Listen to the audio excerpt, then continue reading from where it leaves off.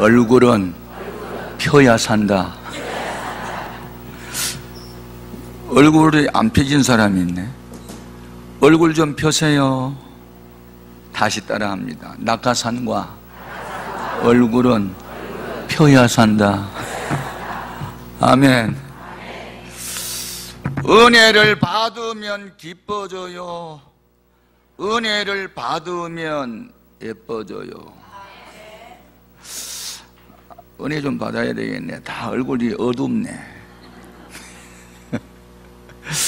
은혜 받으면 기쁩니다. 할렐루야.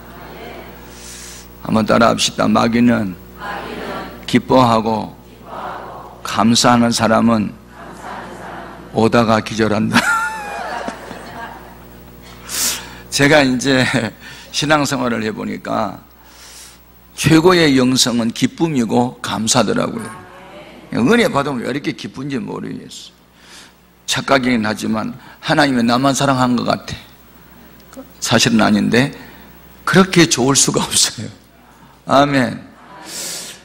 사람은 좀 반응을 보여야 재미가 있는데, 내가 이렇게 약간 코믹하게 웃기면 좀 웃고 반응을 보이는데 가만히 있으면 막 꼬나 보고 있으면 할렐루야.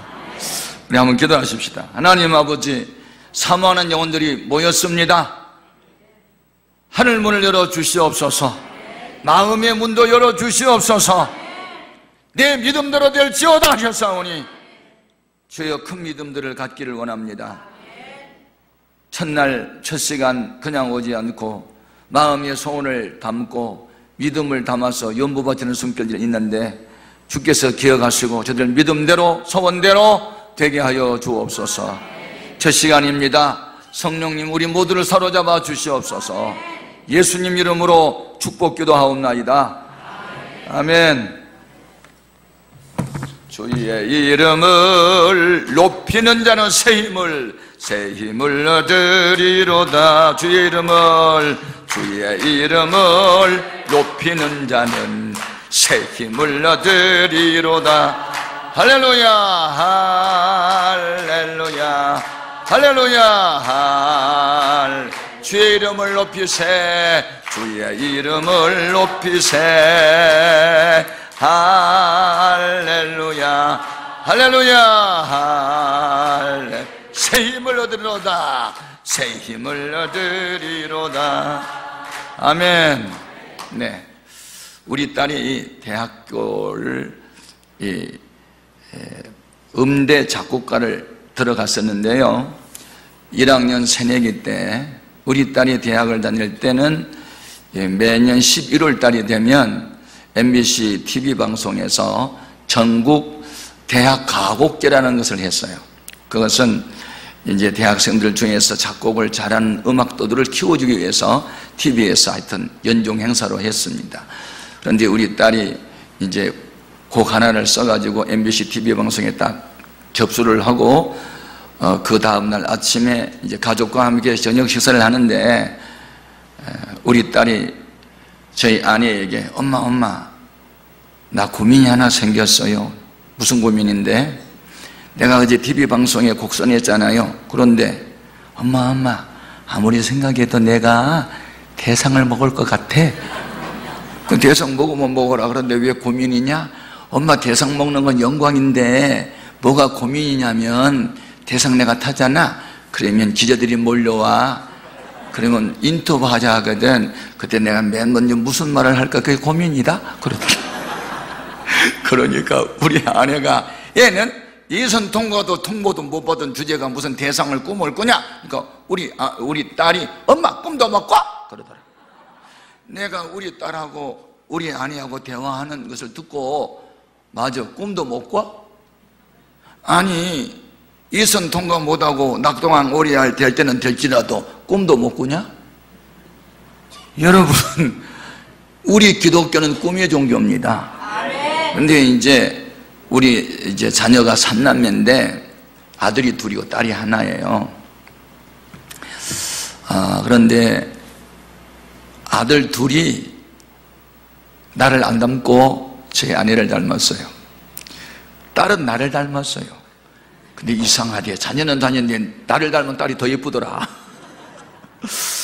그런데 이제 아들이 공부를 아주 잘했어요. 우리 두 아들은. 그런데 우리 딸은 공부를 별로 못했어요. 그래가지고 초등학교 다닐 때 성적표 받아오면 거의 양가야. 다정아, 네가 최가지 양가냐? 그러니까 이제 어렸을 때부터 어머니는 딸을 별로 예뻐하지 않고 아들들만 예뻐했어요. 그런데 딸은 근데 얼굴이 나를 닮았어요. 그리고 나는 공부는 좀 잘했는데 우리 딸은 공부는 못하지만 무엇을 닮았냐면 성격을 닮았어. 한번 뭘 붙잡았다면 끝을 내버려. 그런 의지적 결단이 대단해. 그래서 나는 우리 딸이 난 딸이 좋다고 그러고 이제 그래서 우리 집안에 편이 갈려졌어요. 그러니까 우리 딸이 어머니하고 대화가 잘 안 되고 늘 자기를 업신여기고 무시하니까 이제 어머니하고 대화를 딱 끝을 내고 나한테 아빠 내가 대상 먹을 꿈을 꿀 수 있었던 이유가 있어요. 말해봐라. 왜 너는 대상 먹을 꿈을 꾸느냐 그랬더니 아빠 내가 기도실에 우리는 이제 개인 기도실이 있습니다. 교회 안에 개인 기도실에 밤 10시에 가서 기도를 하는데 하다 보니까 새벽 2시까지 내가 4시간을 기도했어요.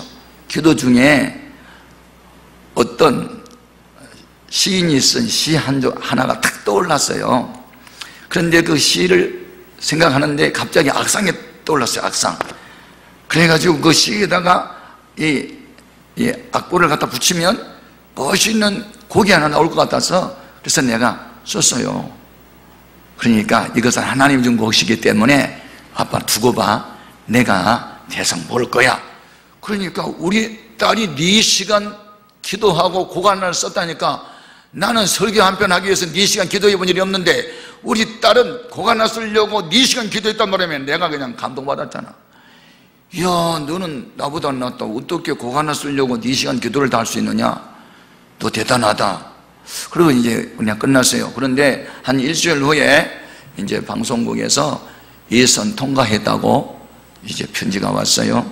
그 많은 이제 학생들이 이제 작품을 내는데 예선 통과는 딱 10명만 올려요. 본선에 10명만 올려서 이제 공개 방송을 이제 예고하고 공개 이제 홀에서 사람들 많이 이제 모셔놓고 이제 평가하는 거예요. 한국의 뛰어난 음악가들이 이제 이렇게 평가하고 점수 내가지고 이제 상을 주는데 우리 딸이 새내기 1학년인데 2학년, 3학년, 4학년 대학 원생들도 함께 하는데 아니 새내기가 예선을 통과했다. 그 많은 학생들 가운데 10명 중에 하나 들었다니까 얼마나 기분이 좋아가지고 우리 청년들하고 응원하러 갔어요. 가가지고 나중에 발표할 때 보니까 대상부터 상을 주는 게 아니더구만은 10명 중에서 5등을 줘. 5등부터 이제 상을 주는데 5등이 뭐냐면 장려상이야. 장려상 모모대왕 누구누구 그러니까 막 한 학생이 막 이렇게 두 손을 들고 막 박수 받으면서 나와가지고 하여튼 뭐 상을 하나 받고 이제 그리고 들어가는 거예요. 그 다음에는 동상, 운상 5명 상 주는데 이제 3명 타고 2명만 남았어요. 막 가슴이 뛰는 거예요. 우리 딸이 과연 대상인가 금상인가. 그런데 여러분 생각에 우리 딸이 무슨 상을 받았을 것 같아? 여러분은 내가 쓴 책을 아직 보지 않았다는 증거예요. 내가 하나님의 지국이라는 책을 썼는데 지금 그게 시중에서 베스트셀러가 됐어요. 지금 한 1년 됐는데 벌써 8판이 나왔으니까 그 책에 보면 그게 나오는데 우리 딸이 대상을 못하고 금상을 탔다. 그러니까 인터뷰했다 안 했다? 안 했다. 이제 상을 타가지고 이제 돌아오면서 우리 다정이한테 다정아, 우리 딸 이름이 다정인데 다정아 네가 왜 대상을 못하고 금상을 탄 줄 알아? 아빠 아까 박수 소리는 제일 내가 컸는데 왜 내가 금상을 못하고 왜 내가 대상을 못하고 금상을 타게 됐어요? 그랬더니 네가 고민했잖아. 인터뷰 어떻게 할까? 그래서 고민한 만큼 그냥 삭감돼서 날아간 거야. 내가 지금 이 이야기 왜 하는 줄 아세요? 제가 신약 성경을 많이 읽어봤어요. 그랬더니 예수님이 3년 반 동안 공생애를 사시면서 많은 기사와 이적을 행하셨어요. 그런데 우리 예수님이 기사와 이적을 행하실 때 내 능력으로 이 문제 해결한다. 한 번도 당신의 공로를 내세운 일이 없고 네 믿음대로 될지어다. 아멘 하세요. 네 믿음대로 될지어다. 믿음대로 되니까 믿음만큼만 또 되는 거예요. 그냥 믿음이 없는 사람은 예수 믿어봐도 별 볼 일이 없더라, 그거밖에 없어요. 믿음이 없으니까. 근데 이제 믿음이 있긴 있는데 어떤 믿음의 사람이 교회 안에 많냐면 믿음이 적은 사람이 많아요. 제가 성경을 연구해 보니까 세 부류의 믿음의 사람이 교회 안에 있더라고요. 어떤 사람은 죽은 믿음을 가지고 교회를 다녀요. 야고보서 2장 14절에서 26절 말씀을 보면 이 허탄한 사람아, 행함이 없는 믿음이 헛된 것인 줄 알지 못하느뇨? 영혼이 없는 몸이 죽은 것과 같이 행함이 없는 믿음은 그 자체가 죽었다. 그러니까 말씀을 많이 아는데 말씀대로 살지 않으면 죽은 믿음이라는 거예요. 이게 교회 안에 주여 주여 하면서도 말씀대로 살지 않은 사람들은 죽은 믿음이 있는 거예요. 그러니까 부흥회는 왜 하느냐? 죽어있는 사람을 살리려고 하는 거예요. 할렐루야. 내가 너희에게 전하는 말이 영이요 생명이라 듣는 자는 살아나리라. 아멘. 하나님 아들의 음성을 들을 때가 오나니 곧 이때라. 듣는 자는 살아난다라. 그래서 하나님 말씀을 듣다 보면 내 영혼이 살아납니다. 그런데 두 번째는 믿음이 적은 사람이 교회 안에 또 많이 있어요. 믿음이 적은 사람은 마음에 세 가지가 항상 들어있어요. 이 세 가지는 우리 몸 안에 있는 기생충과 같아. 해충, 요충, 무슨 해충, 십이장충 이런 거. 아무리 영양가 높은 음식을 먹어도 이 뱃속에 이런 해충들이 있으면 그게 피도 안 되고 살도 안 되잖아요. 그러니까 보약을 먹기 전에는 먼저 구충제부터 먹어가지고 속에 있는 벌레부터 없애버리고 그 다음에 보약 먹는 것처럼 부흥이 하기 전에 이제 우리의 믿음을 적게 만들고 있는 해충과 같은 요 세 가지가 뭐냐면, 첫째는 염려야, 두 번째는 두려움이고 세 번째는 의심이에요. 마태복음 6장에 보면 믿음이 적은 자들아 왜 염려하느냐, 마태복음 8장에 보면 믿음이 적은 자여 왜 두려워하느냐, 마태복음 14장에 보면 믿음이 적은 자들아 왜 의심하느냐. 여러분, 믿음이 적으면 자꾸 염려가 와. 염려는 두 가지 이상 마음을 가져서 마음이 불안한 거예요. 믿음이 없는 사람은 무슨 일만 있으면 두려워 떨어요. 여러분, 온전한 사랑의 두려움을 내쫓습니다. 믿음이 적은 사람은 자꾸 염려를 많이 해요. 고민을 많이 해요. 스트레스를 많이 받아요. 그래서 없던 병도 막 생각나는 거예요. 그래, 불면증에 걸리고 우울증에 걸리고 다 그게 정서적인 불안에서부터 오는 거거든. 그러니까 믿음이 적으면 염려가 많아지고, 믿음이 적으면 두려움이 항상 마음에 있고, 믿음이 적은 사람은 의심이 있어요. 그래서 오늘 이제 부흥회를 시작하는 전날이니까 요 세 가지 해충을 예수의 이름으로 때려잡아야 되는 거예요. 쫓아내버려야 되는 거예요. 따라합시다. 내 안에 있는 염려야, 내 안에 있는 두려움아, 내 안에 있는 의심아, 예수님의 이름으로 명한다. 내게서 떠나가라. 떠나간 이후에는 다시는 돌아오지 마라. 너를 찾고 찾아도 찾을 수 없도록 영원히 행방불명이 되라. 할렐루야. 이제 의심 떠났습니다. 두려움도 떠났습니다. 염려하지 않습니다. 아멘. 할렐루야. 그런데 오늘 본문에 보니까 소원을 이루는 믿음이 있어요. 또 마가복음 16장 17절에 보면 나를 믿는 자들에게는 이런 표적이 따르리니 내 이름으로 귀신을 쫓아내며, 아멘, 새 방언을 말하며 뱀을 집어 올리며 병든 사람에게 손을 얹으면 나으리라. 그러니까 표적이 따르는 믿음도 있어요. 아멘. 표적이 뭡니까? 표적이란 보이지 아니하신 하나님이 어떤 현상들로 나타남을 의미합니다. 하나님은 바람과 같아요. 누가 바람을 보았나? 너도 아니고 나도 아니다. 그런데 바람의 존재를 어떻게 우리가 인식할 수 있습니까? 바람이 불면 나무가지, 풀잎이 움직입니다. 물체의 흔들림을 보고 바람의 존재를 인식합니다. 더 강한 바람이 물체를 스쳐가면 소리가 납니다. 소리를 통해 물체의 흔들림을 보고 바람의 존재를 인식한 것과 같이 하나님은 바람과 같아서 보이지도 않고 잡히지도 않지만 하나님이 함께한 증거는 볼 수 있습니다. 그것이 표적입니다. 표적. 기독교의 목적이 표적은 아니지만 표적을 통해서 하나님 살아계심을 확신할 수 있습니다. 제가 미국의 부흥회를 여러 번 다녀왔는데요, 버지니아 주에 있는 메릴랜드 주인지 하여튼 헷갈리는데 아무튼 All Nations라는 열방이라는 교회라는 교회에 부흥회를 갔습니다. 거기에 홍 목사님이라는 담임 목사님이 계시는데 그 교회는 상당히 규모가 있고 선교를 많이 하는데 150명의 선교사를 파송하는 대단한 교회입니다. 그런데 그 교회에서 이제 부흥회를 인도하는데 미국의 부흥회는 보통 금요일날, 토요일날, 주일날 보통 3일 하고 낮에는 집회를 거의 못하고 이제 밤하고 새벽하고 그렇게 합니다.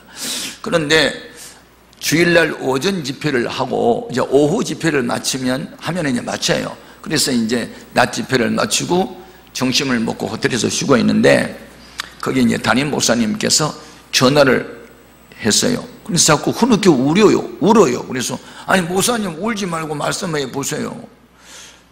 그러니까 죽어서는 안 될 집사님 지금 응급실에서 죽어간다는 그 얘기해요. 그래서 내가 아니 죽어서 안 될 집사도 있습니까? 그랬어요. 아마 목회자의 가슴 속에는 죽어서는 안 될 집사도 따로 있나 봐요. 죽어서는 안 될 집사가 있나 것 같아. 그래서 아니 어떤 집사인데 죽어서는 안 됩니까? 또 궁금해서 그랬더니 이제 자초지종 얘기해요. 지금 이제 급하기 때문에 긴 얘기는 드릴 수 없고 제가 이 교회를 하다가 한 30만 불 돈이 많이 좀 챙겨주지 않으면 교회가 이제 문을 닫을 위기가 있었대요. 몇 년 전에. 그래서 고민하고 기도를 하고 있는데 김성은이라는 33살 난 남자 집사님이 자기가 가게 하나를 오픈하기 위해서 마련한 돈 30만 불을 가져왔대요. 30만 불이면 한국 돈으로 한 3억 3천만 원 정도 되는 돈을 가져왔대요. 그래서 교회가 위기에 처했을 때 그 김성은 집사님이 가져온 돈 때문에 교회가 고비를 넘기고 부흥될 수 있었대요. 그런데 그렇게 귀한 집사님이 이제 잔디를 이렇게 기계로 깎다가 독성이 아주 강한 풀벌레에 물렸대요. 다리를. 그런데 이 독성이 그냥 몸에 퍼지면서 인사불성이 되고 열이 나가지고 42도로 올라가 있고 이제 완전히 정신을 잃었는데 응급실에 가는데 의사가 독성이 너무 강해서 응급처치해야 되는데 이 독이 심장으로 올라가면 사망률이 높은 그런 독성이다. 그러니까 이 사람 살리려면 다리 하나를 잘라야 되겠다고 빨리 그 이제 가족이 그 보호자들이 어떻게 조치를 내려달라고. 그런데 이렇게 중성스러운 집사님이 왜 독성 강한 벌레에 물려가지고 이렇게 험하게 죽을 수 있겠냐는 거예요. 그러니까 그래서 그 집사는 죽으면 안 된다는 거예요. 그래서 그럼 내가 어떻게 하란 말이요? 그랬더니 목사님 빨리 응급실에 우리 가가지고 목사님이 강사님이 한번 안수기도를 해달라는 거예요. 아 그래서 죽어서는 안 될 집사니까 가자 싶어가지고 그래 이제 급히 이제 갔어요. 그래서 그 담임 목사님 네 분하고 그 교회에서 기도 가장 많이 한다는 장로님 한 분하고 하여튼 뭐 몇 분이 같이 이제 응급실에 갔어요. 가서 보니까 뭐 사람도 알아보지 못하고 열이 펄펄 나요. 아주 위기 상태더라고요. 그래서 이제 천부여 의지 없어서 손들고 옵니다 하고 찬송 부르는데 이렇게 눈물이 쏟아집니까? 참 여러분 찬송 부를 때 내가 이미 들었잖아요. 이분은 죽어서는 안 될 분이라는 것 때문에. 근데 지금 죽어가고 있으니까 막 안타까운 거예요. 마음에. 찬송을 부르는데 눈물이 쏟아져요. 그런데 3절을 부릅니다. 나 예수 지함으로. 지금 여기 기타가 너무 좀 세가지고 정말 목이 많이 마르는데 좀 꺼주실래요? 너무 온도가 높은 것 같아요. 내가 지금 필리핀에 갔다가 지금 지쳐서 온 상태고 그래가지고 좀 저를 도와주세요. 관계성이 너무 덥다. 더워. 그러니까 조금 기타를 다운시켜 주세요. 죄송해요. 나의 수지함으로 큰 권능 받아서 주 앞에 구한 모든 것 늘 얻겠습니다. 이 찬송과 가사가 믿어지는 거예요. 할렐루야. 주 앞에 우리가 기도를 하면 주께서 저를 일으키시리라. 주께서 저를 일으키시리라. 믿음의 기도는 병든 자를 구원할 것이니 주께서 저를 일으키시리라. 야고보서 5장 15절 말씀. 우리가 성령을 충만하게 받으면요, 어떤 사건이 앞에 전개되면 말씀이 생각납니다. 기도 중에. 할렐루야. 믿음의 기도는 병든 자를 구원할 것이니 주께서 저를 일으키시리라. 주께서 저를 일으키시리라. 이 음성이 막 들린 것만 같아요. 그래서 찬송을 부르고, 그리고 지금 뭐 죽어가니까 급하니까 우리 통성기도 하자고 통성으로 기도하고, 그 죽어가는 환자의 머리에다가 제가 손을 얹고, 다니는 모습도 막 손을 얹고, 다 손을 얹고, 얼마나 울면서 기도했는지 모릅니다. 눈에서 막 눈물이, 코에서 콧물이 범벅이 됐습니다. 원래 형이 나오면 동생도 나오잖아. 부모 들면서 기도했어요. 죽으면 안 될 집사니까, 죽어도 될 집사가 있나 봐. 죽어서는 안 될 집사가 있고, 그러니까 죽어서는 안 되니까 막 기도한 거예요. 막 눈물 굴먹 흘려가면서. 그리고 얼마나 울었는지 몰라. 그 아내 되신 분도 울고, 막 자기 신랑 죽어가니까 그래 이제 같이 울었어요. 근데 눈물은 기적을 불러와요. 사랑이 무엇이냐고 물어본다면 눈물의 씨앗이라고 말하겠어요. 아마 거기서 나왔나 봐. 그래가지고 울면서 기도를 했어요. 그리고 이제 뭐 기도하다 보니까 또 오후 또 집회 시간이 또 다 되고, 그래서 또 집회를 했어요. 그리고 이제 그 동부에서 집회를 하고, 또 저 서부에 시애틀이라는 데가 있어요. 워싱턴 주라는 데가 있어요. 거기에 이제 시애틀에 신효범이라고 우리 한국 사람으로 미국에 가서 워싱턴 주에 가서 상원의원을 3번이나 했던 정치인으로 최고로 성공한 분이 계세요. 그분이 베다니 교회인가 베데스다 교회인가 하여튼 그 교회에 이제 장로님이신데, 그 교회에 내가 이제 부흥회를 또 이어서 갑니다. 이제 주일하고 이제 월요일날 비행기 국내선을 또 뭐 5시 반 타고 동부에서 서부까지 갑니다. 그래서 부흥회를 계속 인도합니다. 이제 월, 화, 수 또 우리 부흥회를 인도하면 뭐 부흥회에 몰입을 하니까 다른 생각을 못 하잖아요. 그런데 부흥회가 끝날 무렵쯤 되니까 갑자기 동부의 그 올 네이션스 교회에 그 김성원 집사님이 다리를 잘랐는지 죽었는지 궁금해. 기도를 했지만, 그래서 이제 전화를 했잖아요, 홍 목사님한테. 그랬더니 홍 목사가 또 울어. 울보 목사야. 그래 왜 우냐고 그랬더니, 목사님 살아났어요. 그러고 우는 거야. 어떻게 살아났느냐. 할렐루야. 하나님께 영광.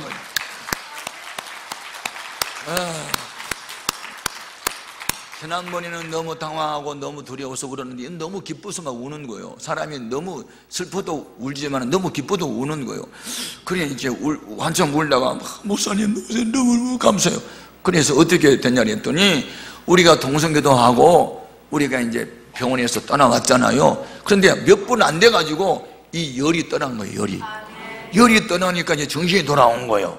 그래 정신이 돌아오는데 막 그래가지고 누가 와가지고 천사가 와서 뭐 자기를 만진 것 같은 뭐 시원함이 있고 마음이 상쾌하고 그렇다라는 거예요. 그래서 정신을 떴는데 보니까 독성이 빠져나갔어. 독이 빠져나가 버린 거예요. 그래가지고 걸어 나왔다는 거 아니에요. 다리 안 자르고. 그래서 내가 2달 후에 또다시 이제 그 옆에 뭐 버지니아 주에 또 내가 부흥회를 갔었는지, 그래서 메릴랜드 주에서 또 버지니아 주까지 2시간 동안 자기 형님 집사하고 또 자가용 타고 왔어요. 왜? 자기 살았다고 보여주고 싶어가지고. 주님이 고쳤지만 강사님을 통해서 고쳤다고, 고맙다고. 그래가지고 자기가 정신 산다고. 그래가지고 내가 정신 얻어먹었잖아. 부시 대통령이 자기가 내는 뭐 200년 전통 오리집에 가가지고 잘 먹었어. 여러분, 우리가 믿는 예수님은 살아계세요. 표적이 나타나요. 근데 오늘 본문 말씀은 28절에 보니까, 따라 내 믿음이 크도다 내 소원으로 될지어다 하시니, 시간과 공간을 초월한 주님의 손길이, 우리 예수님은 귀신 들린 딸 본 일도 없고 안수도 한 일도 없는데 어머니의 믿음이 얼마나 컸던지, 어머니 큰 믿음으로 인해서 그 딸이 그냥 바로 고쳐졌어요. 여러분, 큰 나무 밑에서 자라나는 작은 나무는 다 죽어요. 그 큰 나무가 진액 다 뽑아먹지, 햇빛 다 차단해버리지, 늘 그늘만 졌지. 그러니까 큰 나무 밑에 작은 나무는 살아남지를 못해. 그런데 반대로 그 집안에, 그 나라와 민족의 어느 공동체 안에 큰 사람 하나 생겨나면 큰 사람 하나로 인해서 전 가족이 복을 받고 전 나라와 민족이 복을 받아요. 교회 안에도 큰 믿음의 사람 하나만 있으면 그 큰 믿음 한 사람으로 인해서 많은 사람이 구원을 받아요. 할렐루야. 예. 나는 이 교회 안에도 큰 믿음의 사람이 많이 나오기를 바랍니다. 할렐루야. 예. 예. 신길교회라는 교회에 박성철이라는 장로님이 계세요. 예. 제가 그분을 얼마 전에 청와대에 가서 만났고 뭐 무슨 모임에도 만나고 자주 만나는데 제가 이분만 보기만 하면 나는 마음이 뜨거워져요. 이 박성철 장로님 대단한 분이더라고요. 미얀마, 태국, 인도네시아, 그 다음에 개성, 북한의 개성, 중국 5군데 공장을 세웠어. 그래가지고 3,000명 들어가는 예배당을 다 세워놨어. 그리고 3,000명, 5,000명 되는 그 나라 이제 그 공장에서 일하는 사람들 전도하려고 자기는 전도가 인생의 목적이고 사업은 부업이래.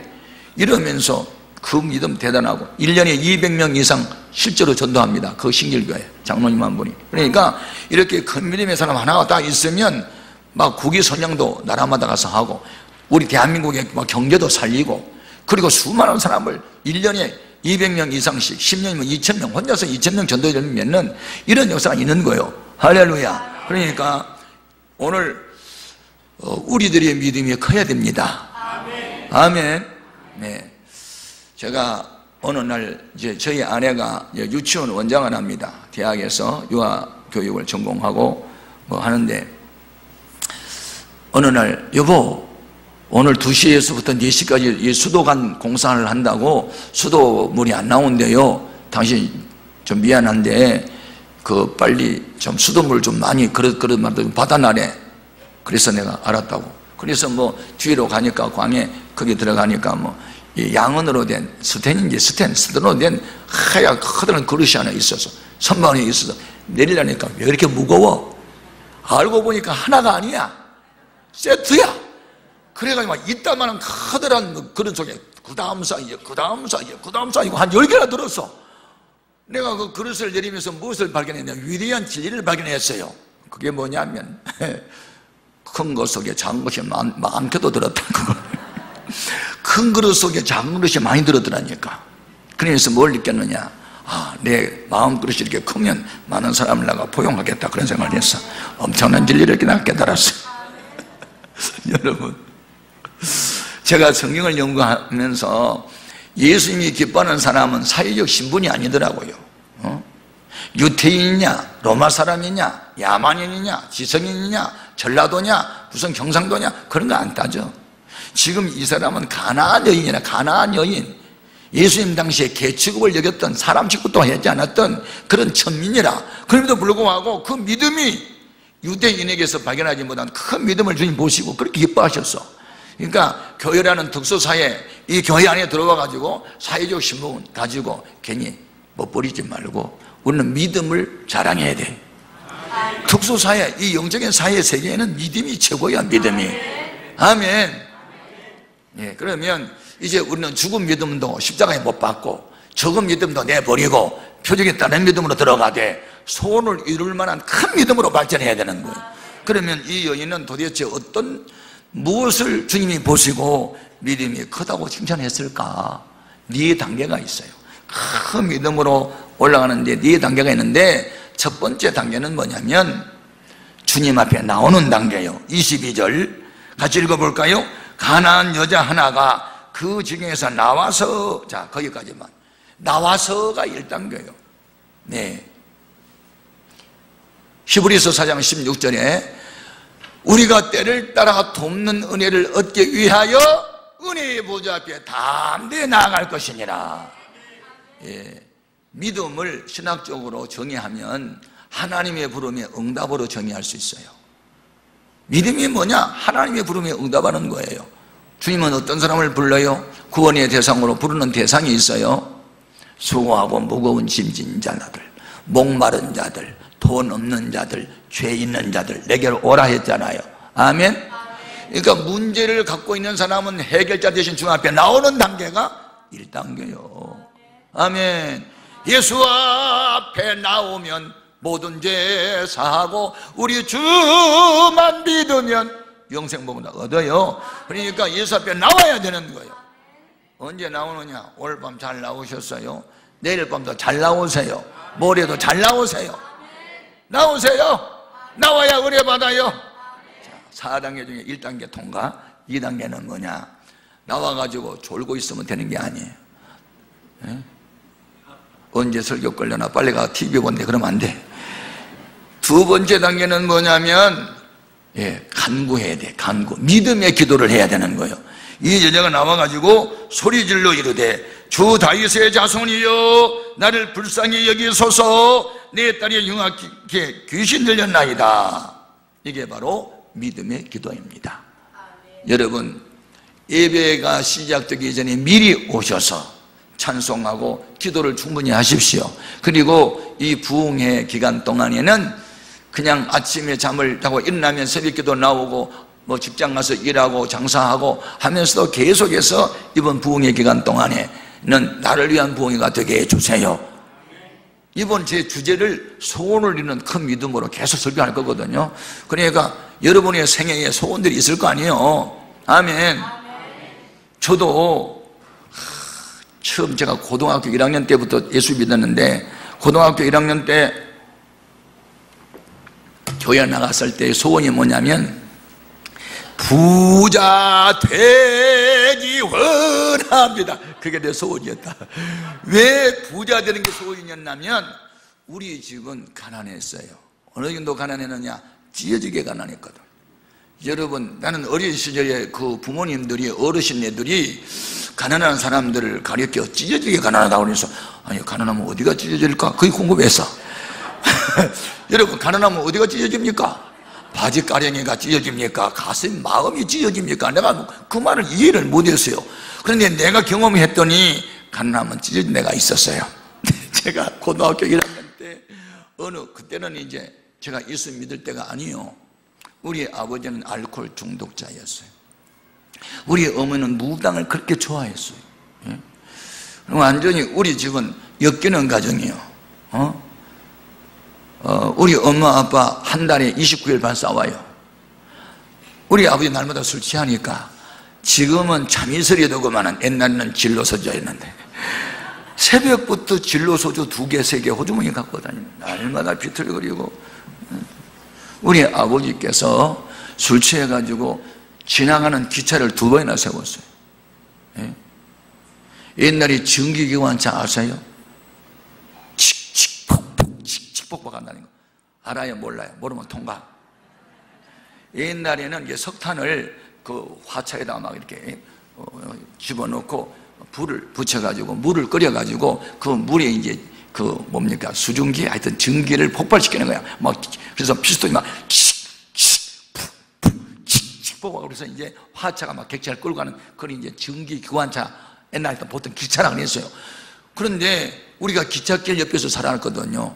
그런데 약간 이제 경사길이에요. 그래서 이제 저 뒤에서 탄력을 받아가지고 그걸 이제 올라치는데 대낮에 글쎄 술이 취해가지고 다 벗고 팬티만 하나 입고 직선 코스인데 기차가 저기서 칙칙 폭폭 오니까 술 취해가지고 그냥 철길라도 뛰어들어가지고 서! 안 서! 서! 막 그러니까 기차가 겁나서 섰어. 2번이나. 그래서 우리 아버지 때문에 우리는 유명한 사람이 됐어. 동네방네 하여튼 뭐 먼 동네 사람들까지 기차 세웠다고 우리 아버지 유명해졌어요. 우리는 얼마나 창피한 줄 알아. 하여튼 집안에 술 좋아하는 아버지 모시고 사는 집안은요 완전히 고래가 싸우면 등이 다 그냥 세우는 다 등 터지는 거예요. 그래가지고 우리 엄마 아빠가 우리를 몇 명 낳냐면 7명 낳았어. 내 친구는 13명 낳았어. 내 친구 엄마는 감리교 장시자 요한 웨슬리 어머니 수사는 19명 낳았어. 그것도 몰라요. 요한 웨슬리 15번째 아들이요. 찰스 웨슬리 17번째 아들이고 둘은 죽었대. 근데 그 수산나라는 그 여자는 평생 애를 19 낳았어. 근데 하여튼 우리 어머니 7을 낳았는데 가난했어요. 내가 둘째인데 대책도 없이 애만 많이 낳아가지고 가난하고 아버지 술떡에 빠져 살고 엄마 혼자 우리 7남매 먹여 살리는데 허리가 휘고 그러니까 뭐 가난하니까 빚만 잔뜩 지고 그래가지고 그런 아버지 모시고, 어머니는 또 우리 집이 잘 되려면 굳어야 된다고 신들린 무당을 2명 3명 불러다가 또 막 궁다닥다 궁다닥하고 춤추고 늘 그런 집안이요. 그러니 집안이 되겠어요. 제가 그때 소펜하우일이 쓴 염세주의 철학이라는 그런 책을 읽고 하다가 자살을 시도했어요. 여러분, 자살은 누가 합니까? 소망이 없으니까 자살을 생각하는 거예요. 예? 희망이 없어요. 아버지를 봐도, 어머니를 봐도, 환경을 봐도 우리 집은 소망이 없어요. 예? 날마다 엄마 아빠 싸우고 때려 부시고, 그러니 빚은 잔뜩 지고. 그런데 아무튼 어느 주일날 제가 화장실을 가게 돼요. 나흘 만에. 왜 나흘 만에 갔을까요? 변비 때문에. 왜 변비가 걸렸는지 말해볼까요? 그때 푸성기, 그러니까 봄에 쑥, 그 다음에 들에 산에 나무를 많이 뜯어다가 곡식이 없으니까 보리가루, 또 무슨 밀가루 혹은 쌀가루, 그냥은 많이 못 먹어. 가루를 해야 양이 많아지니까. 그래서 쑥은 막 가마솥에 이따 말아가 삶아가지고 그냥 쌀가루는 요만하게 뿌려가지고, 그래가지고 짱김치하고 쑥만 먹고 하니까 이게 들어가서 뭉치냐 해가지고 변비가 된 거예요. 그래 나흘 만에 니까 배가 이따 말아 부른 거예요. 그래가지고 화장실에 오래 갔지. 안 나와. 돌덩이처럼 굳어가지고. 그래가지고 막 한 10분 동안 막 땀을 진땀을 해서 어디가 이게 막 삐지가고 나오는 거야. 이따만 돌덩이 같은 게 쭉 나오는데 막 이때 배가 부르는 게 쑥바지가 얼마나 배가 시원한지 몰라. 그런데 그게 빠지고 나오는데 밑에가 쓰라려. 그래서 이렇게 밑을 바라보니까 밑에가 찢어져 버렸어. 피가 얼마나 쏟아져가지고 그 돌덩이처럼 굳은 대변 위에 그냥 피가 그냥 툭툭툭 떨어지는 거야. 내가 경험한 가난하면 그곳이 찢어지더라. 완전히 항문이 찢어져 버렸어. 피를 얼마나 많이 흘리는지 몰라요. 그리고 화장실에서 옷을 입고 나오는데 현기증이 확 도니까 낮이었는데 그냥 캄캄한 밤이야. 현기증이 와가지고 휙 하고 어지러웠어. 그래가지고 앞으로 걸어가려는데 앞으로 걸어가지를 않고 옆으로 걸어 쓰러져가지고 제가 의식을 잃었어요. 이게 제가 경험한 가난이었어요. 의식을 잃고 있는데 한참 후에 누가 자꾸 울어요. 흐느끼면서 어느 여자가. 근데 보니까 어머니가 우는데 그냥 크게 소리도 못 내고 흐느껴 우는데 눈에서 얼마나 뜨거운 눈물이 나와가지고 이렇게 흘러서 턱으로 여기서 그냥 눈물방울이 툭툭툭 떨어지는데 내 얼굴이 막 쏟아지는 거예요. 그래서 어머니가 흐느끼면서 이렇게 살 바에는 차라리 다 쥐약 먹고 죽자 그러더라고. 우리 그때 자칫 잘못했으면 쥐약 먹고 집단 자살할 뻔했어. 이게 가난이 슬픔이에요. 가난이 주는 아픔이에요. 오죽 다 떠보면 우리 어머니는 집단 자살하는 일만이 상식이었어. 남편을 바라보나 자식을 바라보나. 돈 벌어오는 자식은 아직 하나도 없고 내가 둘째인데 내 밑에 5명 있으니 도레미파솔라시도 한 옥탑 올랐어. 그러니 어머니는 울 수밖에 없는 거예요. 그러면서 어머니가 이렇게 살아서 뭐해? 차라리 쥐약 먹고 죽자고 그러더라고요. 그런데 내가 그 소리를 들었어요. 의식이 돌아와가지고 내가 이렇게 죽으면 엄마도 함께 죽겠네? 나는 죽으면 안 돼. 어머니를 위해서 나는 살아야 돼. 그러면서 내가 정신을 차려요. 내가 눈을 뜨니까 어머니가 안도의 한숨을 쉬면서 정신 차려라. 너 정신 차려. 너 죽으면 안 돼. 금방은 또 죽어야 된다 그러고 또 죽으면 안 된다고 그래. 너 죽으면 안 된다는 거예요. 그래 얼른 가가지고 하여튼 설탕가루를 어디서 와가지고 물에다가 설탕을 타가지고 입에다가 이렇게 죽여주니까 내가 정신이 나더라고요.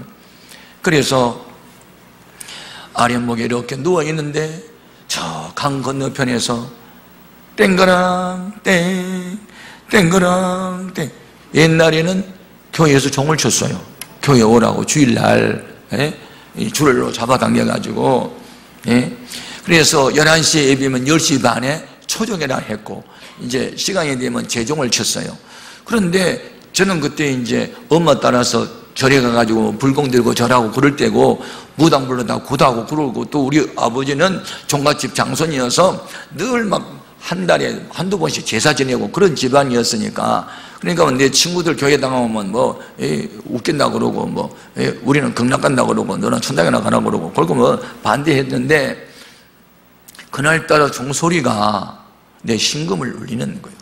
어떻게 울리냐면, 종소리가 땡그랑 땡 하는 소리가 천당 있고 지옥 있다 땡그랑 땡 꼭 그렇게 들려. 내 마음에 그날은 이상하더라고요.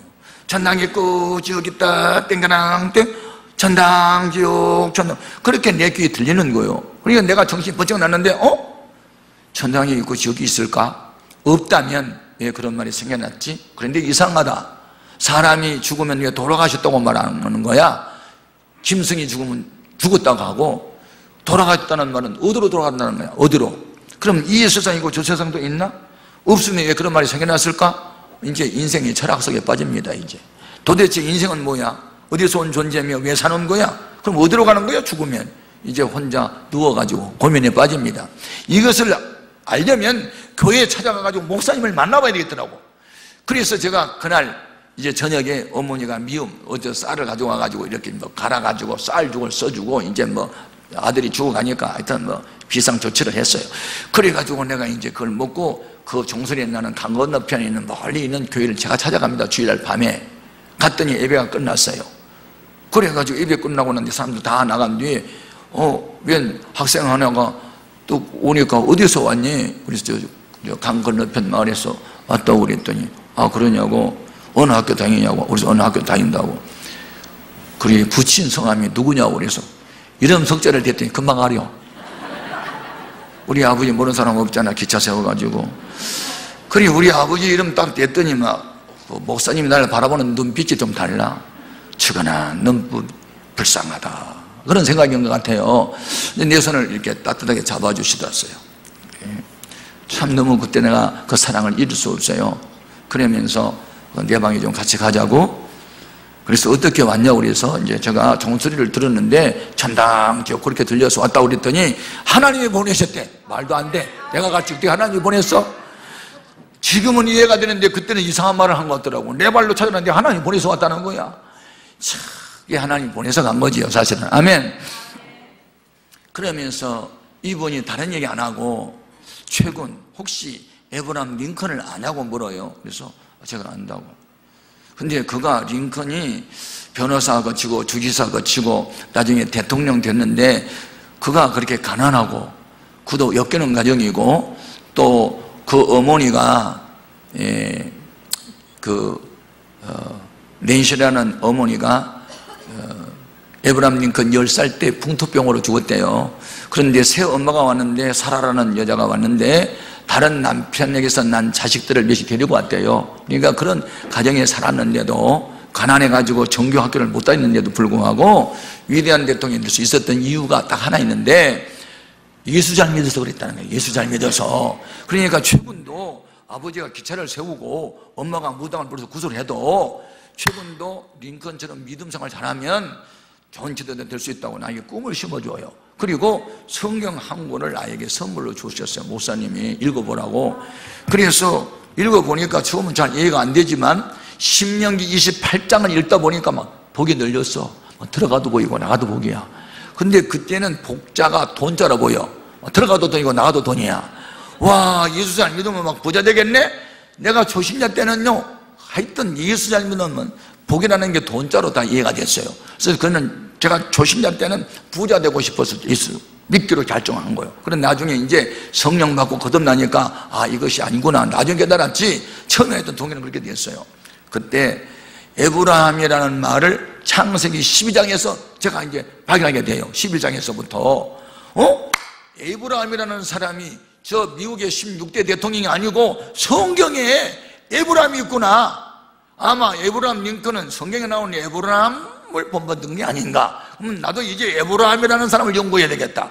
그래서 나도 에브라함처럼 믿음 생활을 해야 되겠다. 그러면서 나도 창세기 12장 2절에 여호와 하나님이 아브라함을 선택하시고 너는 복의 근원이 될지니라. 아멘. 너로 인하여 천한 만민의 복을 받도록 내가 하겠다. 그 말씀을 내가 레마로 가슴에 받은 거예요. 레마는 하나님의 말씀을 나의 말씀으로 받아들인 거예요. 아멘. 할렐루야. 믿으면 하겠네. 주 예수 주 예수 믿어서 그 은혜를 힘입고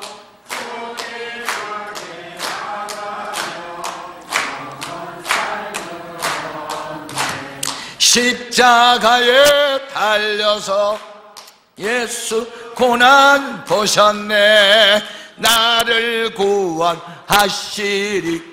예수 밖에 없네. 할렐루야.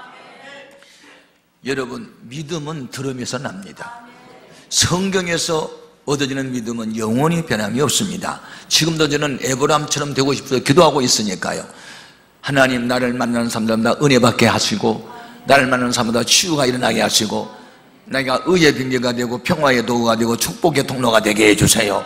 왜냐하면 제가 받은 은혜가 에브라임에 대한 말씀으로 은혜를 받았기 때문에 나도 아브라함처럼 되어야 된다는 의식이 너무 강합니다. 할렐루야. 그리고 이곳에 내가 부흥 강사로 지금 왔는데, 주여 나를 통해서 이분들 다 은혜 받게 해주시고 치유 회복이 일어나게 하시고 복받는 역사가 나타나게 하여 주시옵소서. 나는 에브라임처럼 되고 싶어요. 평생 내가 이 기도 제목입니다. 아멘. 처음에 이렇게 은혜를 받았으니까.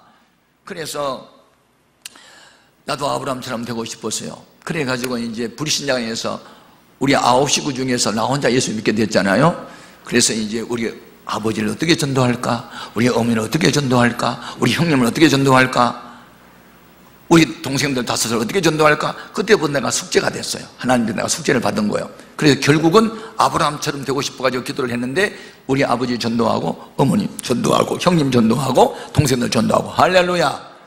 그래서 우리 형님도 교회 장로고 내 남동생도 장로고 또 여동생 중에 하나 한강교회 담임 목사 아내가 내 여동생입니다. 동부 이천동에. 그런데 여동생 중에 목사 사모가 많고 또 그래서 그렇게 됐고, 우리 아들 둘은 지금 둘 다 목사고, 하나는 백석대학교 지금 신학대학에 지금 교수고, 둘째도 이번에 훈련에서 박사 받고 와서 또 목회하고, 그래서 이제 전 가족이 예수를 다 믿게 됐어요. 할렐루야. 이게 뭐냐면 아브라함처럼 되고 싶어서 기도에 이렇게 된 거예요. 아멘입니까? 그러니까 우리가 예수를 믿어도 몇 년 믿었다, 성경을 얼마나 많이 읽었다, 그게 자랑하지 말고, 나로 인하여 누가 전도됐는가, 나로 인하여 은혜 받은 사람이 누군가, 이걸 생각해야 돼요. 아멘. 지금 여기 가나안 여인 어머니로 인해서 딸이 구원받은 것처럼 우리도 나를 통해서 누군가가 구원받아야 되는 거예요. 아멘. 그러니까 큰 믿음으로 가는 두 번째 단계가 뭐냐면 믿음으로 기도해야 돼요. 믿음으로 기도해야 돼요. 아멘. 주 다윗의 자손이여, 이렇게 기도하잖아요. 이게 기도의 대상입니다. 여기에 다윗의 자손은 메시아의 대칭이죠. 대칭, 구원자. 왜 예수님을 다윗의 자손이라고 말했을까요? 구약 성경에 이 땅에 메시아 구세주가 오실 때 다윗의 동네에서 베들레헴에서 탄생한다, 그렇게 나와 있어요. 미가서 7장 5절에 또 다윗의 혈통에서 메시아가 온다고 여기에 있어요. 그러니까 이 가나안 여인은 신분은 가나안 여인이었지만 성경을 알고 있었어요. 여러분, 기도 응답을 받으려면요, 우리가 말씀을 붙들고 기도해야 됩니다. 요한복음 15장 7절에 너희가 내 안에 거하고 내 말이 너희 안에 거하면 무엇이든지 원하는 대로 구하라, 그리하면 이루리라. 여러분의 생각대로 기도하지 말고 말씀 붙들고 기도하세요. 아멘. 주 다윗의 자손이요. 그 다음에 기도 내용이 뭐냐면 나를 불쌍히 여겨달래요. 자, 여기 의미가 있어요. 지금 불쌍히 여김을 받아야 할 대상은 자기가 아니고 딸이잖아요. 딸이 흉악하게 귀신 들렸으니까. 그런데 우리 딸을 불쌍히 여겨달라는 기도를 하지 않고 나를 불쌍히 여겨달라는 거예요. 무슨 기도일까요? 책임의식을 느끼는 거예요. 오늘날 내 딸이 이렇게 된 것은 어미된 내가 성경 가르치지 못하고 기도 많이 못하고 종교교육으로 바로 이끌지 못해서 그런 것 같아요 라는 어떤 그런 책임의식이 있었는지 모르겠어요. 아무튼 어떤 문제가 우리 집안에 발생했을 때, 교회 안에 나라에 어떤 문제가 발생했을 때 내 탓이다 내 탓이다 싸우기만 해요. 내 탓입니다. 오늘날 우리 기독교가 기독교답지 못하고 세속화되고, 그래서 오늘날 이 교회가 이방인들로부터 돌에 얻어맞고 있지 않습니까? 하나님, 우리 탓입니다. 우리가 바로 서게 해주세요. 그래야 문제가 풀려요. 아멘. 정치를 잘못하고 누구 때문에 나라가 이 모양이다 그렇게 하지 말고 우리 기독교인들이 정신 차리지 못해서 오늘날 이런 혼란이 왔다고 생각해야 됩니다. 아멘. 나를 불쌍히 해달라고 우리 교회 우리 성도들이 주 앞에 바로 서지 못해서 이렇게 됐다고 이렇게 책임감을 느끼는 사명감을 가지고 기도해야 된다. 아멘. 그 다음에 문제를 주 앞에 내놓습니다. 내 딸이 흉악히 귀신 들렸나이다. 여러분, 우리가 믿는 예수님은 누굽니까? 따라합시다. 문제의 해결사. 오늘날 인생은 문제의 투성이요. 가난, 질병, 상처, 고독, 실망, 낙심, 상처 등 이런 것들이 인생들이 안고 있는 문제들인데 이런 문제를 해결할 분은 주님밖에 없어요. 주님 한 분밖에는 믿을 분이 없어요. 믿을 분이 주님밖에 없어요. 제가 목사가 된 이후에 봉천동이라는 빈민촌에 천막을 치고 교회를 개척했습니다. 땅 주인이 나타나가지고 누구 허락받고 남의 땅에다 천막을 쳤니? 난 누구 땅인지도 몰라. 하여튼 빈터가 있어 무조건 하나 쳐놨는데, 그래서 땅 주인이 나타나가지고 거기서 쫓겨났어요. 오갈 데가 있어야지. 그래서 보니까는 그때는 봉천동이라는 동네는 이 도로가 포장이 안 돼 있어요. 그래서 여자 없이는 살아도 장어 없이 못 산다 하는 동네가 봉천동이에요. 그런데 거기에 길가에 술집이 한 7이 나란히 있어요. 그래서 막걸리 팔고 소주 팔고 그리고 여자들 섹시들이 몇씩 있었어요. 그래서 저녁 되면은 막 지나가는 남들 붙들고 뭐 한잔하고 가라고 막 그런 동네인데, 그 술집이 쭉 있는데 가운데 한 10평 정도 되는 판잣집이 하나 있는데 비어 있어요.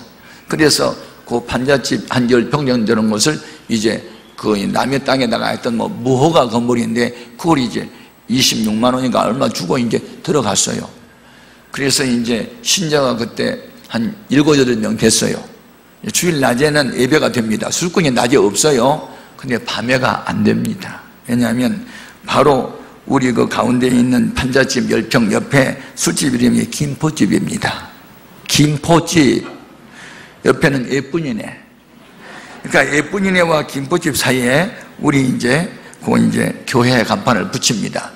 그래서 밤에 이제 한 7, 8명이 모여가지고 예배를 드립니다. 내 주를 가까이 하면 옆에는 대전발 0시 50분 그러고 나옵니다. 자리 거라. 옛날에는 악기가 없어요. 상이 악기야. 젓가락 가지고 자리 거라 나는 간다 막 앵도나무 우물가에 독립철 바람나네. 그러니 술꾼이 15명 옵니다. 색시가 5명, 20명, 김포집 20명, 예쁜이네 20명, 우리는 7명. 게임이 안 됩니다 이거. 옆에서 유행가 소리가 우리 찬송가서를 완전히 잡아먹어버립니다. 4줄을 가까이에다가 헷가도 정신이 없어가지고 3절 부르는데 2절 부르고 있고 1절 부르다가 4절 부르고 정신이 없습니다 지금. 그런데 이제 찬송가 볼 때는 서로 맞불작전하니까 노래를 같이 부르면 되는데 우리가 한없이 노래만 부를 수가 없잖아. 근데 이분들은 한 번 노래 시작하면 20분, 30분 계속 노래가 이어집니다. 그냥 꽁무니를 이어가지고 눈보라가 휘말리는 하여튼 막 구세어라 금소나 막 나오고 한 번 노래를 시면 끝도 한도 없이 그냥 이거 상을 들이고 노래를 부릅니다. 우리는 노래 한 곡 없고 이제 설교 좀 해야 되는데 설교 못합니다. 하도 떠들어대니까. 그래서 설교를 한 5분 하다가 안 될 것 같아서 여러분 설교는 안 됩니다. 우리 동성기도 합시다. 주여 주여 주여 주의 이름을 3번 부르고 동성으로 기도합니다. 주여 주여 주여. 그러고 이제 기도를 합니까? 조미선생님 어떤 술꾼이 야 이 새끼들아 누구 죽여 이 새끼들아. 아니 우리는 주여를 찾았는데 술꾼들 귀에 주교로 들리는 거야. 죽여! 우리 주여 찾았는데 죽여라고 했다고 와서 시비를 거는 겁니다. 와서 발로 차고 야 이 새끼야 누구 죽여라고 했어? 누구 죽여 임마? 때려 죽여버린다고. 그리고 막 와가지고 발로 차는 거예요. 다 얼마나 놀랍니까 우리가. 그때 다 할머니 둘하고 버스 차장 아가씨하고 라면 공장 다니는 자매하고 다 병든 사람하고 몇 사람이 앉았는데 와서 구두발로 차고 누구 죽이려고. 우리 죽인단 말 아니었습니다. 우리 주여 찾았습니다. 분명히 내가 들었어 이 새끼야. 죽여라 했잖아. 그래가지고 행패를 부렸는데 이거 됩니까? 내가 그때 술집 사이로 들어갔던 것은 용기가 대단했습니다. 제가 그때 막 성령 불받고 제가 막 부름마다 나서면 어디든지 가오리다 하고 갔는데, 그리고 요한 예슬리의 책을 보니까 18세기 요한 예슬리가 성령에 불받고 술집들 다 그냥 교회당 만들고 술집 새끼들 막 전도하고 전도인 만들었다고 해서 나도 술집 새끼들 전도하려고 가는데 의욕은 좋았다만 현실은 아니었다. 오히려 술집 새끼들이 끌려가지고 술 먹을 뻔했다 내가. 여러분 부름마다 나서면 아무나 찬송 부르면 안 된다. 그 뭐 대책도 없이 그래가지고 뭐 어딘지 간다고 갔는데 술집 사러 가가지고 실컷 얻어맞았다 내가 그냥. 술 취한 사람들 안에 못 해봐요 그냥. 그래 가만히 생각하니까 이거 지혜가 없는 것 같아. 그래서 맹자 어머니가 뭐 맹자 교육을 위해서 뭐 3번 이사장했다는 생각도 나고 그래서 이건 지혜이 아닌 것 같다. 어느 날 가만히 생각하니까 내가 신학교를 다닐 때 겸임교수를 하면서 과거에 세무서장도 했던 어떤 윤아무개 목사님이 신림동에서 교회를 꽤 크게 하고 있었어요. 또 제가 학교 다닐 때 그 교수님이 저를 많이 예뻐했어요. 이분을 좀 찾아가가지고 교회를 좀 옮길 수 있도록 조금 재정적 지원을 받았으면 좋겠다 그런 생각이 나가지고 사과 한 봉지를 사들고 교수님을 찾아갔어요. 왜 왔냐고 물어봐서 이제 그 이야기 했어요. 예쁜이네 김포집 술집 사이에서 하는데 술꾼들이 와가지고 막 행패 부리고 교회 예배가 안 됩니다. 목사님 예배를 딴 데로 옮겨갈 수 있도록 조금 도와주시면 평생 은혜를 잊지 않겠습니다. 그랬더니 막 눈을 부라리더니 아니 그만한 각오도 안 하고 개척을 시작했나고 각오는 했습니다는 현실은 아닙니다. 한참 야단을 치더니 좀 민망했던지 그냥은 못 돕고 다음 달 3번째 주일에 남성교회 연합회 헌신 예배가 있는데 최 목사 내가 얘기 들어보니까 7가지 합병증으로 의사가 손을 뗐는데 목숨 걸고 기도하다가 성령이 불받고 고침받았단 말 들었는데 와서 설교는 하지 말고 그 간증만 하고 그날 밤 나오는 헌금 다 도와준다고. 그래서 내가 얼마나 기뻐. 7, 8명 모이는 교회 목사가 250명 밤에 모이는 교회 대역교회로 보았습니다. 그때는. 그래서 그 설교 준비도 할 필요 없습니다. 간증만 하면 되니까 그날 밤에 나오는 헌금 다 준다니까 얼마나 좋아서. 그래서 이제 약속한 3째 주일날 이제 갔습니다. 갔더니 이 노인 목사님이 깜짝 놀라면서 최 목사 오늘 주일인데 왜 왔냐 나보고. 내가 왜 와? 오락해서 갔지. 근데 이 노인 목사님이 깜빡 잊어버렸어요. 나하고 약속한 것을 잊어버렸대. 그리고 자기 교회 역사에 갑자기 오신 목사님을 강단에 강사로 세운 일이 없대. 내가 갑자기 갔습니까? 오락해서 갔지. 잊어버렸대. 자기가 깜빡 잊어버렸대. 그게 어떻게 해 이거. 그러니까 오늘 미안하게 됐대. 오늘은 강사님이 다른 분 와서 이미 와서 지금 기다리고 있고 그러니까 미안하게 됐는데 오늘은 그냥 가야 된대.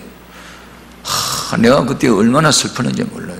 그러니까 이제 미안하니까 그러면 한 달 지나면 여성교회 연합회 헌신 예배가 있으니까 그때 오면 그때 뭘 하라고. 미안하게 됐다고. 근데 그때 혼자 오지 말고 사모님이랑 같이 오라고. 그리고 교회로 오지 말고 사택으로 와서 저녁 식사 같이 하고 7시 반 예배니까 한 6시쯤 오면 식사하고 그렇게 하자고. 그러니까 이제 미안하니까 우리 집사람까지 끌어들였어요. 그래서 이제 그럼 알았다고. 오늘은 그냥 뒤에 조용히 앉아서 예배 드리든지 마음대로 하래요. 근데 내가 뒤에 앉았는데요 얼마나 눈물이 쏟아지는지 몰라요. 찬송가도 하나도 생각 안 나. 울 밑에선 봉선화야 내 모양이 저려가 울려고 내가 왔던 이상한 소리입니다. 눈물이 품을 쏟아져. 개척교회 한번 해보세요. 얼마나 힘드는지. 눈물이 쏟아져. 그렇지만은 한 가닥 소망이 있잖아. 한 달만 기다려보자 싶어가지고 이제 교회 와서 우리 교인들한테 너희 내가 깜빡 잊어먹었다 그 말하면 또 욕을 할 것 같아. 그래서 한 달 후에 다 앵콜 초청받았다 그랬어. 앵콜이잖아 2번째 가니까. 그래서 우리 사람하고 이제 한 달을 기다리다가 갔어요. 밥 안 먹고 갔잖아요. 왜냐하면 식사 같이 하자고 그래서. 그래서 이제 가서 사택에 갔어요. 갔더니 거실에서 2, 4분이 식사를 하고 계세요. 우리 4분이 나타나면 깜짝 놀리는 거 또요. 웬일이냐? 나 어이가 없어가지고 아무 말 안 하고 가만히 있었어요. 그냥 이러고 쳐다봤더니 아이고 또 잊어먹었다네. 또 잊어먹었다네. 이 일을 어떻게 하면 좋냐고 한숨을 푹 쉬어요. 그래서 식사하고 왔니? 내가 무슨 식사를 하고 와? 밥 먹으러 왔지. 지금 다 잊어버렸어. 다 잊어버렸어. 이번에 가만히 생각하더니 아이고 내가 이렇게 건망증이 갑자기 심해지는지 모르겠다고 또 잊어먹었는데, 그런데 오늘은 다행히 외부 강사가 안 오고 자기가 설교하려고 했대요. 그러니까 오늘은 그냥 돌려볼 수 없으니까 오늘은 그냥 간증이니까 그냥 간증하면 된다고. 근데 식사하고 왔니? 그래서 그냥 속이 내가 확 뒤집어지니까 밥 먹고 싶은 마음이 없었어요. 그래서 목사님 됐습니다 그랬더니 됐습니다 하는 말을 또 먹고 왔다고 들었는지 나는 마당에 서 있고 그분 안에 있는데, 그러면 식사하고 왔으면 가서 기도하래. 기도실에 가서 기도 가서 기도하는데 기도는 안 나와. 얼마나 마음이 상처가 되는데 막 슬픔이 막 밀려오는데, 이번은 이상한 노랫말이 생각났어요. 해는 져서 어두운데 찾아오는 사람 눈물이 얼마나 쏟아지는지 한번 당해보세요. 얼마나 아픈지. 한참 울고 있는데 성령님께서 나에게 이렇게 물었어요. 최 목사 너 오늘 밤 여기 왜 왔니? 근데 내가 그날 밤에 간 목적이 동거도로 갔잖아요. 동거도로 왔는데요 그 말을 못하겠더라고, 주님 앞에 양심상. 그래서 내가 대답을 못하고 있었더니 주님께서 그 다음에 이렇게 말을 해요. 목사가 힘들고 어려우면 금식하고 무릎 꿇어 기도는 할 것이지 왜 이 교회 저기에 다니면서 구걸을 하고 다니는 거야? 네 믿는 하나님 따로 있고 윤 목사님 믿는 하나님 따로 있더냐? 왜 너 거짓 노릇하러 다니는 거야? 하나님께 구걸하겠지 언제 사람한테 구걸하라는 말 성경에 있어? 계속해서 성령님이 날 책망해 주는 거예요. 그러니까 그 책망의 양심의 가책을 받고 막 내 눈에서 눈물이 쏟아지는 겁니다. 그러면서 내가 왜 울게 됐냐면 윤 목사님이 기억력이 나빠서 잊어버린 게 아니고 너 생각을 고쳐주려고, 어려움 당하면 기도하는 사람 되게 하려고 내 지우개로 너와의 약속을 지웠어. 내가 지워버렸다고. 내가 잊어지게 만들게 했다고. 내가 지운 거야. 윤 목사님이 잊어버린 게 아니고 내가 지웠다고 계속 주님이 그걸 강조하시는 거예요.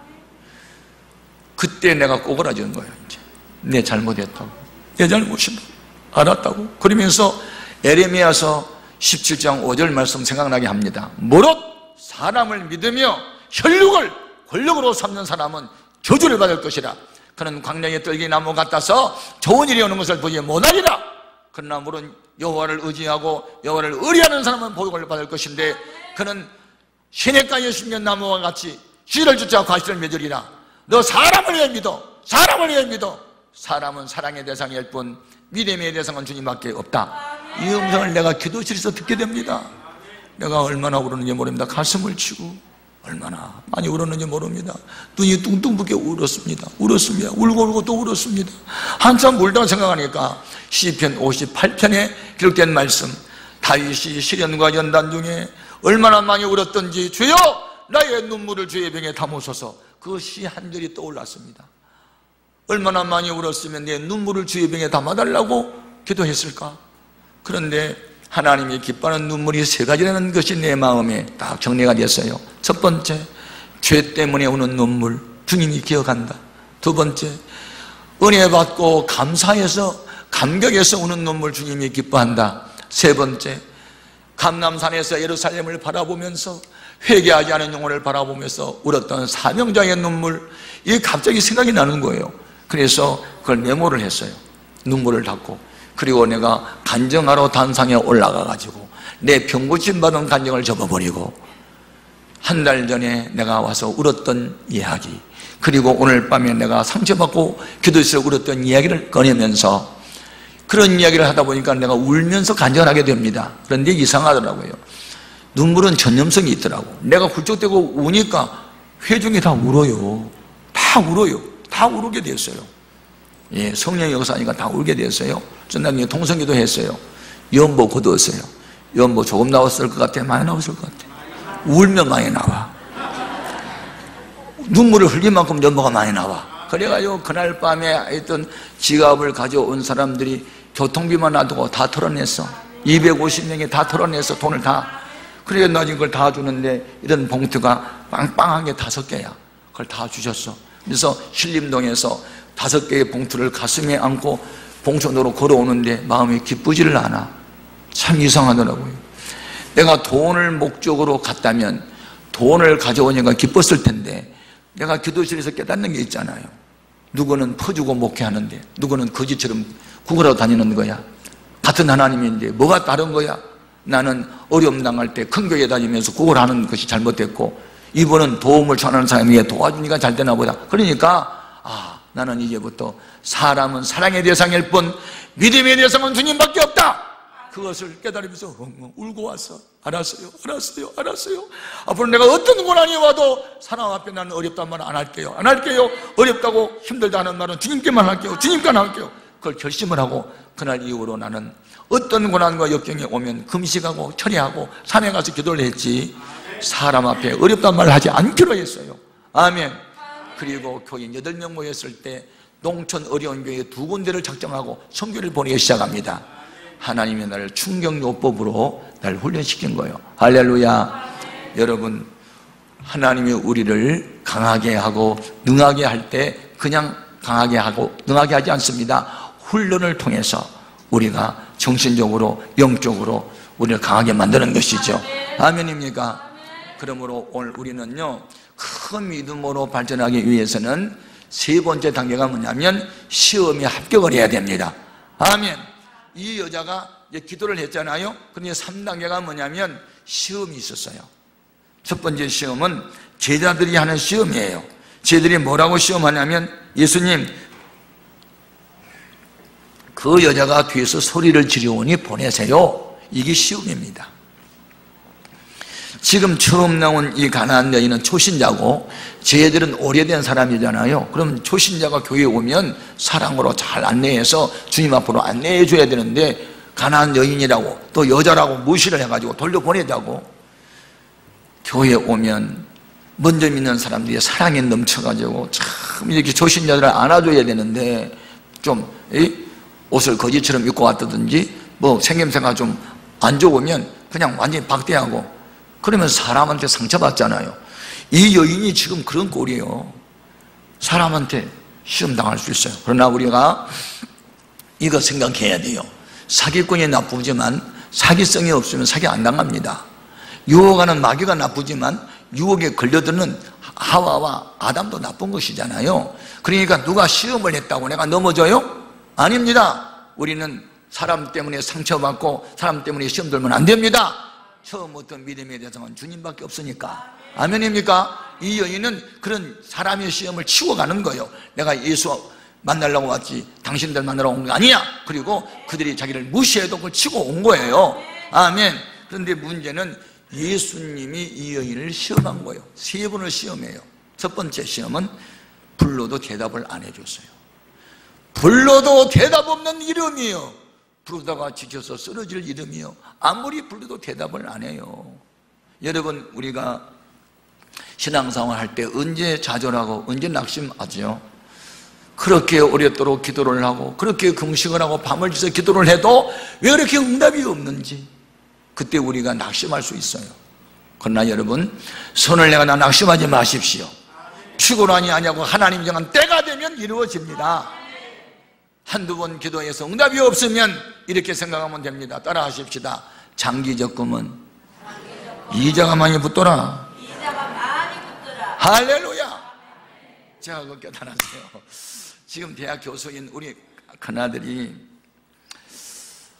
제가 이제 목사가 되고 보니까 목사가 그렇게 좋은 거예요. 그 불량자, 술주정뱅이 하여튼 문제의 사람들이 교회 와가지고 회개하고 변화에 서sam되는 것을 보면요 왜 그렇게 보람되는지 너무너무 좋은 거예요. 내가 목사 되게 잘했다. 이렇게 목사가 행복하구나.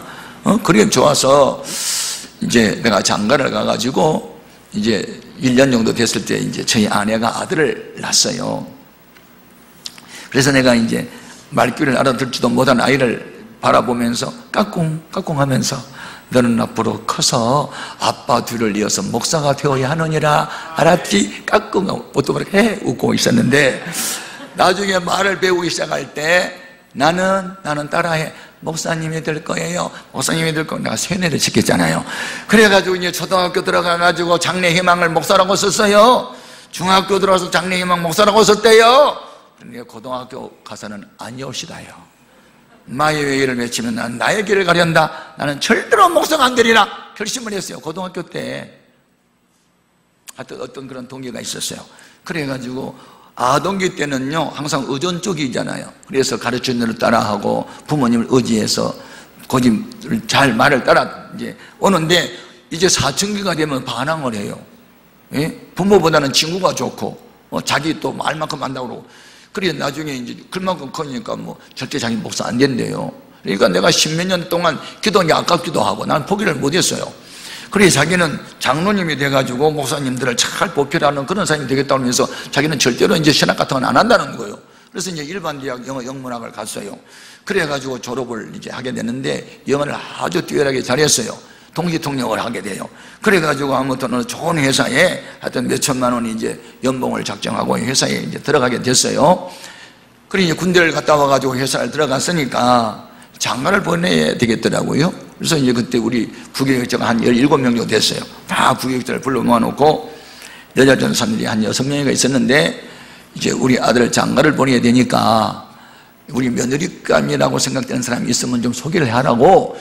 그랬더니 여자 전사님 한번 번쩍 손을 드는 거예요. 좋은 섹시가 있대. 나중에 알고 보니까 자기 딸이야. 하여튼 난 별 사람 다 봤어요. 나중에 전 몰랐어요. 이 사람은 인천에서 출퇴근을 했고 자기 딸은 인천의 모 교회를 섬겼어요. 그래서 뭐 대학에서 뭐 피아노를 전공했다나 뭐 그런데 나는 이제 모르니까. 그런데 우리 이제 전 선생님이 우리 아들 욕심을 낸 것 같아요. 그래서 뭐 딸이랑 딱 숨겨놓고 좋은 섹시가 있다고. 그래가지고 이제 좋은 섹시 있다니까 우리 아들은 이제 저 잠실 롯데 호텔 뭐 거기 커피숍에서 뭐 처음 이제 전화로만 해가지고 지네들 뭐 둘만 만나기로 했어요. 아무 소개자도 없이. 그래가지고 뭐 자기는 스카프 뭐 한다고, 우리 아들은 무슨 뭐 저고리 못 입고 뭐 넥타이 뭐 한다고 전에들 사인 다 해가지고 이제 만났어요. 만나가지고 대화를 하는데 문제는 우리 아들이 한눈에 반했다. 문제는 왜 그게 있어요. 한눈에 반했어요. 우리 아들이 장가갈 때가 되니까 12가지 조항을 하나님께 내놓고 청구서를 내놓고 기도한 거예요. 나는 장남입니다. 나는 우리 아버지를 모셔야 되고 난 동생들을 돌봐야 되고, 그러니까 성격은 이렇고 믿음은 이렇고 이랬으면 좋겠어요. 그런데 자기가 구하는 대로 여인이 나타났으니까 한눈에 반했어 이제. 그래가지고 대화를 하는데 이 자매가 한참 대화를 하다가, 그러면 천 씨는 장래 희망이 꿈이 뭐냐고 그러니까 나 회사 다니잖아요. 아니 그 회사 뭐 그런 세상 직업 말고 주와 복음을 위한 무슨 비전이 있냐고 그랬더니, 주와 복음을 위한 비전은 내가 장로님이 돼가지고 목사님의 목회사를 잘할 수 다 하자는 멋있는 장로가 되는 게 꿈이라고. 그러니까 이 자매가 그러면요 저 같은 사람 만나면 안 되는데요. 왜요? 저는요 목사님 사모님이 되려고 오래전부터 서원했거든요.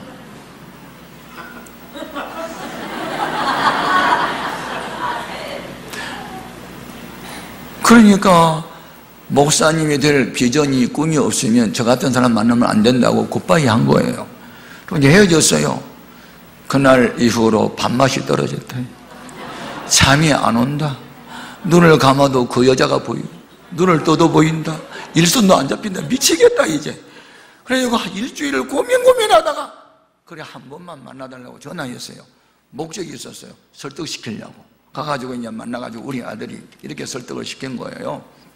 자매님, 예수를 믿는 사람은 다 은사가 각각 다르잖아요. 각각 다르지요. 그러면 다 장로 되면 다 목사가 되면 장로 누가 됩니까? 장로님도 계시고 목사님도 계셔야 그게 된 거 아닙니까? 그리고 이제 우리 아들이 따졌어요. 그러니까 이 자매가 성경 갖고 나온 거예요.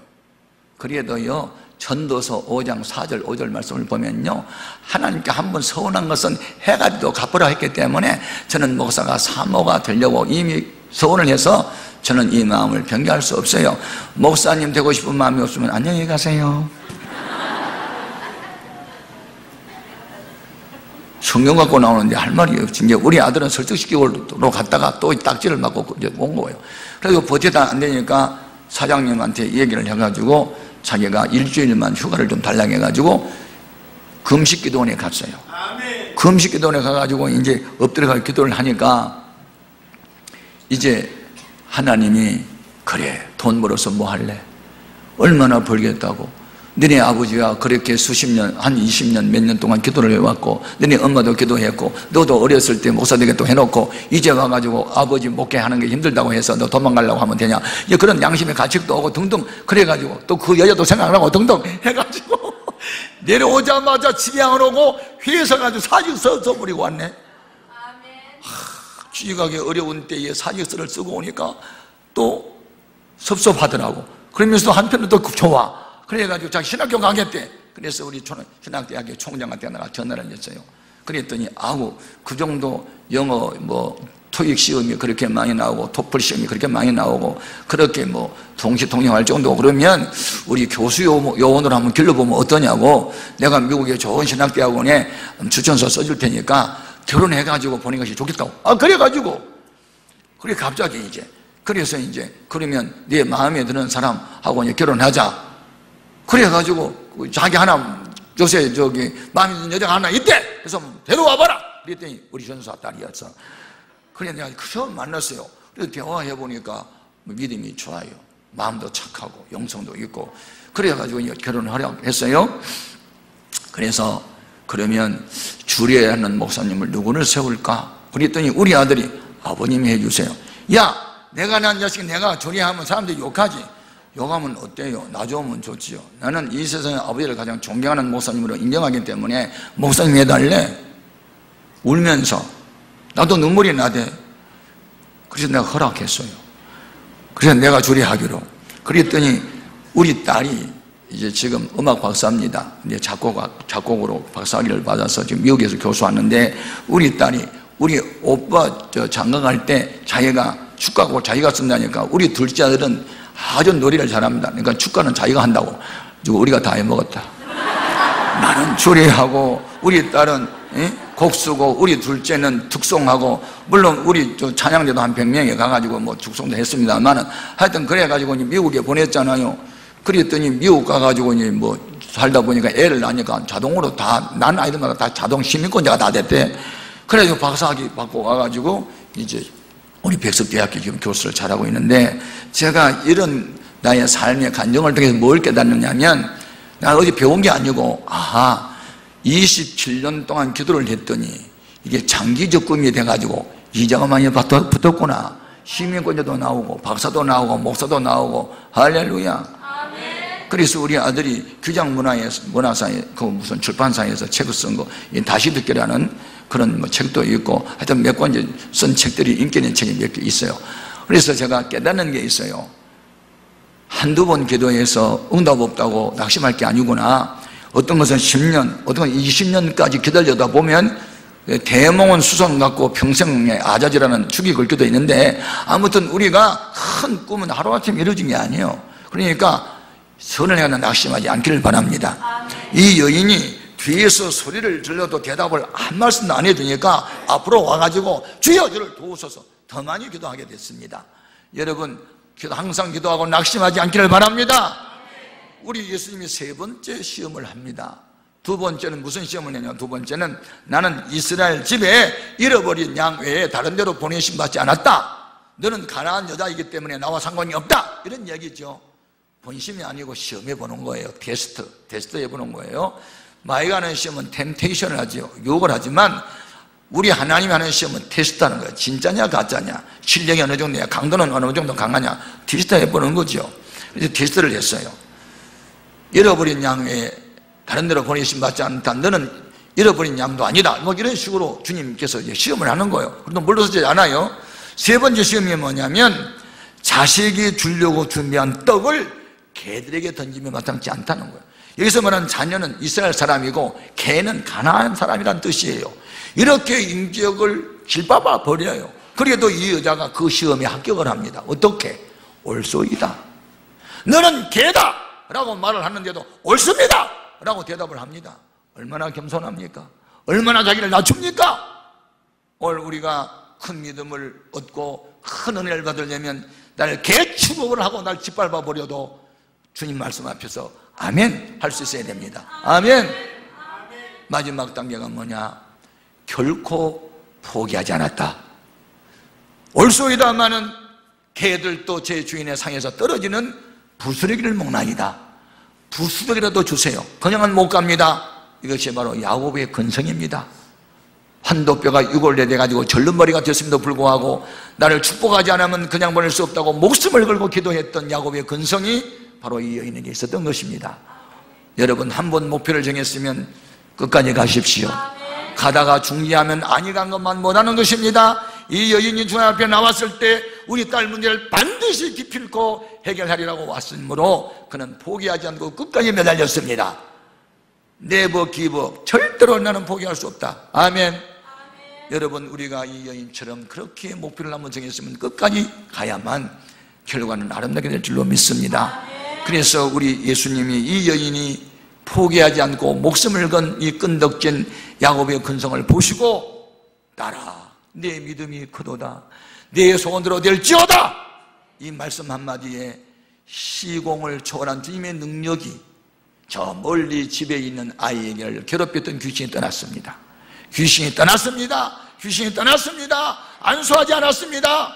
안찰도 하지 않았습니다. 그 아이를 바라본 일도 없습니다. 어머니의 믿음이 너무 컸기 때문에 그런 능력이 나타났습니다. 아멘. 여러분, 집안에 이 여인과 같은 믿음의 사람, 큰 믿음의 사람 한 사람만 있어도 불신 가정을 다 전도할 수 있습니다. 아멘. 일가 친척을 전도할 수 있습니다. 한 아파트를 전도할 수 있습니다. 아멘입니까? 아멘. 우리 모두는 믿음이 중요하다. 아멘. 외모가 중요하지 않습니다. 신분이 중요하지 않습니다. 믿음이 중요합니다. 아멘. 이제는 말씀을 마치겠어요. 내일 저녁에 올 때는 한 사람도 그냥 오지 말고 이렇게 하십시오. 나의 소원이 하나 있는데 이것입니다. 지금 이 가난한 여인은 딸 귀신 들리는데 귀신으로부터 해방되고 자유를 누리는 것이 소원이었다면, 여러분은 지금 여러분을 괴롭힌 것이 뭡니까? 질병입니까? 자식입니까? 남편입니까? 어떤 것입니까? 마음의 소원이 무엇입니까? 내일 밤에 올 때는 나의 소원은 이런 것인데 나의 소원을 이루어 주시옵소서. 그리고 모두 다 헌금을 주 앞에 바치고 말씀을 듣기를 바랍니다. 아멘. 아멘. 그렇게 하면 성령의 역사하면, 내일 저녁에 성령의 강의 역사하면 제가 또 한번 사람이 많지 않으니까 안수할 수도 있는데, 안수가 중요한 것은 아니고 믿음이 있으면 기적이 일어납니다. 아멘. 할렐루야. 아멘. 제가 부평 순복음교회라는 교회를 부흥회를 갔는데 새벽 기도에 2,000명이 모여들어요. 새벽 기도에. 그런데 갑자기 성령님께서 안수하라고 해서 제가 2,000명을 안수했어요. 그리고 그 다음에 다시 또 앵콜 부흥회를 또 갔는데요, 여러분, 성령의 역사하면 기적이 나타납니다. 기적이 암병에 나아요. 암병이 낫는다니까요. 죽을 사람이 살아난다니까요. 불가능한 것이 가능하게 되는 거예요.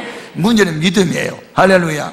요한복음 14장 12절에 보면 나를 믿는 자는 내가 하는 일을 저도 할 것이요 이보다 더 큰 일도 하리니 이는 내가 아버지께로 감이라 놀라운 약속하고 있습니다. 아멘.